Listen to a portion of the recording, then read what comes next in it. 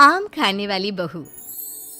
बहू को आम खाने का शौक है तो ठीक है ना, अब इसमें कहानी बन जाए ये क्या बात होती है। लेकिन यहाँ कुछ तो बात है, गौर फरमाइए। माँ जी, मैं जरा बाजार जा रही हूँ, आती हूँ थोड़ी देर में। अरे बहू, रोज रोज तू कहाँ चली जाती है? ना हाथ में झोला ना कुछ, ऊपर से पैसे भी नहीं ले जाते कि कुछ खा ले। ये है ना माँ जी 100 रुपये, 3 किलो तो आ ही जाते हैं इसमें। 3 किलो? 3 किलो क्या आ जाते हैं बहू? कुछ नहीं माँ जी, कुछ भी तो नहीं। अरे जाने देना माँ भाभी को, क्या जासूस की तरह सवाल जवाब करती रहती है। जाओ भाभी, कल को मेरी सास ऐसे रोक टोक करे तो मैं तो ससुराल ही छोड़ दूँ। हाँ, चल अंदर आ, जा बहू। बहू को तो बस इतना ही सुनना था, वो तो फिर एक रोज। अरे ननद रानी, कहाँ से घूम कर आ रही हो? सब ठीक तो है ना? कहाँ ठीक है भाभी, गर्मी देख रही हो, ऐसा लग रहा है जैसे सूरज सर पर ही नाच रहा है। नमस्ते बुआ जी, कैसी हैं आप? क्या कर रही है? जाकर मैंगो शेक बना कर ला, ठंडा और अच्छा सा। मैंगो? हाय रे, लेकिन मैंगो है कहाँ घर पर? माँ जी जरा पैसे निकालिए ना, मैं भाग कर ले आती हूँ मैंगो। क्यों, कहाँ गए? कल ही तो 3 किलो आए थे, देखो फ्रिज में। वो मैंने खा लिए। वो क्या है ना माँ जी, भूख लगी थी तो तभी ननद आ जाती है। क्या है माँ, तू फिर से भाभी से खाने पीने का हिसाब मांग रही है? मेरी सास ऐसे बोले तो मैं तो। अरे ठीक है, जा अंदर, चुप। कोई नहीं, ये ले 100 रुपया और जाकर आम लेकर आ। 100 रुपये में क्या होगा माँ जी, सिर्फ 3 किलो ही तो आएंगे। हाँ तो क्या रेडी लगानी है आम की? नहीं माँ जी, ठीक है, मैं लेकर आती हूँ। बहू चली जाती है आम लेने, लेकिन काफी देर तक जब वो लौट कर नहीं आती तो अच्छा चलती हूँ, वो क्या है ना, कुछ जरूरी काम है। अब धूप भी बाहर थोड़ी कम हो गई है। अरे ऐसे कैसे? आम का जूस, वो मैंगो शेक तो पी कर जाओ। हाँ देख रही हूँ, तुम्हारी बहू कब से आम लेने गई है, लगता है कहीं बाग में जाकर आम उगाने तो नहीं लग गई। जाओ जाकर देखो, मैं तो चली। हाँ, ये बहू अब तक आई क्यों नहीं? बुआ चली जाती है, शाम को बहू घर आती है।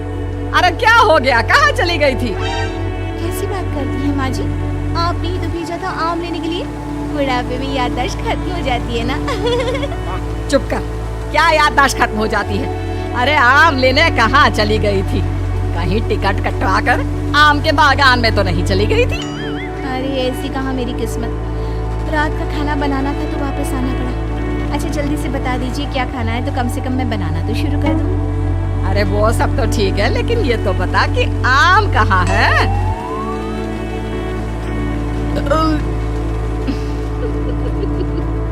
आम का नाम सुनकर बहू फिर से एक डकार मारती है। फिर वो क्या है ना माँ जी, मैं आम तो नहीं लाई। हैं?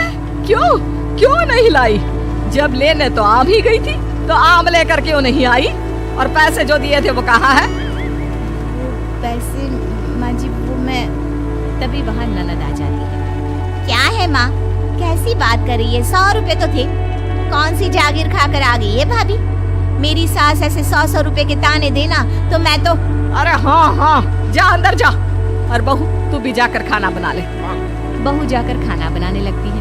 फिर रात में बहू बेटे के कमरे में सास को जोर जोर से लड़ने की आवाज सुनाई देती है। अब इन दोनों को क्या हो गया, क्यों लड़ रहे हैं? माँ अपने कमरे में लड़ रहे हैं ना, तुम क्यों परेशान हो रही हो? अरे ठीक हो जाएगा सब कुछ, मियाँ बीवी हैं।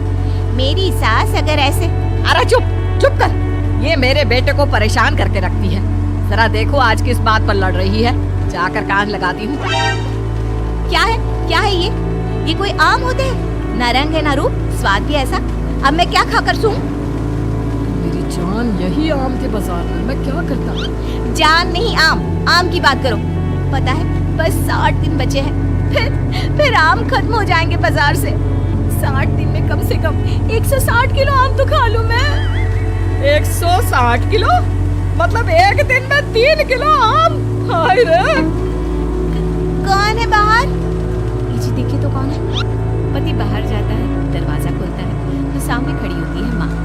माँ जी आप हम लोगों की बात सुन रही थी? सुन क्या रही थी? अरे जोर जोर से चिल्ला रहे थे तुम दोनों, तो सुनाई पड़ रही थी, और नहीं तो क्या।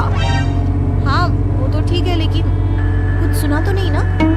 देख बहू, इतने आम खाना ठीक बात नहीं। अरे पेट में गर्मी कर देता है। 3-4 किलो आम कोई रोज खाता है क्या?